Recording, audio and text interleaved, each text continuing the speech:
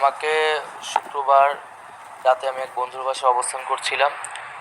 শনিবার দিবাগত রাতে 2টা থেকে 3টা নাগাদ সেই বাড়িতে প্রায় 20 থেকে 30 সদস্যের একটা টিম ডিবি পুলিশ পরিচয়ে গেট ভেঙে ঢুকে আমাকে সেখান থেকে তুলে নিয়ে যায় এবং তারা গাড়িতে উঠিয়ে আমার চোখে 3-4 স্তরে কাপড় বিশিষ্ট একটি পর্দা লাগিয়ে দেয়, চোখ বেঁধে ফেলে এবং আমার হাতে হ্যান্ডকাপ পরানো হয় এবং আমাকে পরবর্তীতে একটি দাদা গাড়ি চালিয়ে একটি বিল্ডিংয়ে নিয়ে একটি রুমে নিয়ে যায় এবং আন্দোলন সম্পর্কিত নানা জিজ্ঞাসাবাদ করে, যে আন্দোলন আমরা কেন করছি, এই আন্দোলনের উদ্দেশ্য কী, আমরা কেন কর্মসূচি প্রত্যাহার করছি না, এবং পরবর্তীতে আমার উপর মানসিক এবং শারীরিক নির্যাতন তারা শুরু করে এবং এক পর্যায়ে আমি সেন্সলেস হয়ে যাই এবং এরপরে আমার সেখানে কোনো আর স্মৃতি নাই। আমি আজ সকালে 4টা থেকে 5টা নাগাদ ভোরে আমি নিজেকে ঢাকার পূর্বাচল এলাকায়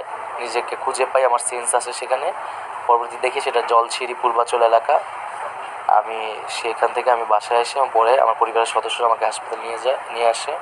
আমার 2 হাত 2 কাঁধ এবং আমার বাম পা দীর্ঘ ক্ষত হয়েছে সেখানে। মানসিকভাবে আমি ট্রমার ভিতরে আছি। আমি মনে করি যে আমাদের বৈষম্য বিরোধী ছাত্র আন্দোলনকে ছত্রভঙ্গ করার জন্য আমাদের সমন্বয়কদের নানা ধরনের এখানে প্রহসন এবং নাটক করা হচ্ছে।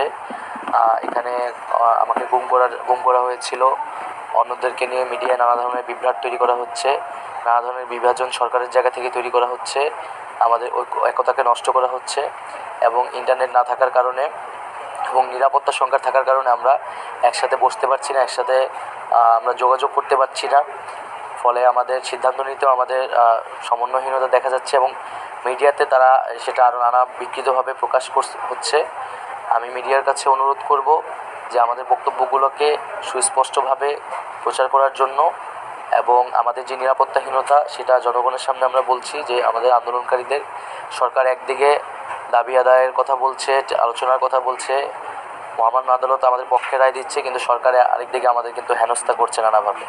আমরা এখনও অনেক সমন্বয়কদের খোঁজ পাইনি। দ্রুত সময়ের মধ্যে আমরা আমাদের সমন্বয়কদের সন্ধান চাই এবং সকলের নিরাপত্তা নিয়ে আমরা আমাদের ক্যাম্পাসে প্রবেশ করতে চাই। আমরা আসলে অপেক্ষা করছি সরকারের সেই প্রজ্ঞাপনের জন্য। প্রজ্ঞাপনটি যখন আসবে তখন সেটিতে সকল গ্রেড রাখা হচ্ছে কিনা এবং ফাইনালি কত % রাখা হচ্ছে সেটা দেখে আমরা বলতে পারবো যে আমাদের আসলে প্রতিক্রিয়াটি কি, এটি পজিটিভ প্রতিক্রিয়া হচ্ছে নাকি নেগেটিভ হচ্ছে। কারফিউ বিদ্যমান থাকার কারণে শাটডাউন যে কর্মসূচিটা আমাদের ছিল, এই শাটডাউন কর্মসূচিটা আমরা রাখছি না। একটা আমার বিষয়, শাটডাউন কর্মসূচি থাকছে না, কিন্তু আমাদের পরবর্তী 48 ঘন্টার আমরা আলটিমেটাম দিচ্ছি। এই 48 ঘন্টা আলটিমেটামের মধ্যে আমাদের যে ডিজিটাল ক্র্যাকডাউনটি যে রয়েছে, ইন্টারনেট সংযোগ বিচ্ছিন্ন করা হয়েছে, আমরা চাই এই 48 ঘন্টার মধ্যে আমাদের ইন্টারনেট সংযোগটি আবার সচল করা হবে এবং এই 48 ঘন্টার মধ্যে আমাদের ক্যাম্পাসে যে আইন শৃঙ্খলা রক্ষাকারী বাহিনীদেরকে সেখানে রাখা হয়েছে তাদেরকে বাদ দিয়ে নিরাপত্তা নিশ্চিত করে আবাসিক হলগুলোকে খুলে দিতে হবে এবং সেইখানে শিক্ষার্থীদের আসার ব্যবস্থা করে দিতে হবে। এবং তৃতীয়ত যে দাবিটা হচ্ছে সেটা হচ্ছে আমাদের সমন্বয়কদের মধ্যে নিরাপত্তা ঝুঁকি রয়েছে। আমরা ফোন বন্ধ করে বিভিন্ন জায়গায় এখন থাকতে হচ্ছে, আমরা আমাদের লোকেশনকে আমরা ডিসক্লোজ করতে পারছি না, যেহেতু আমরা শাটডাউন তুলে নিচ্ছি। সুতরাং আমরা সরকারের কাছে আমরা আহ্বান জানাবো এই 48 ঘন্টার মধ্যে কারফিউ যেটি রয়েছে সেই কারফিউটিকে তুলে দিয়ে স্বাভাবিক জনজীবনকে নিশ্চিত করতে হবে।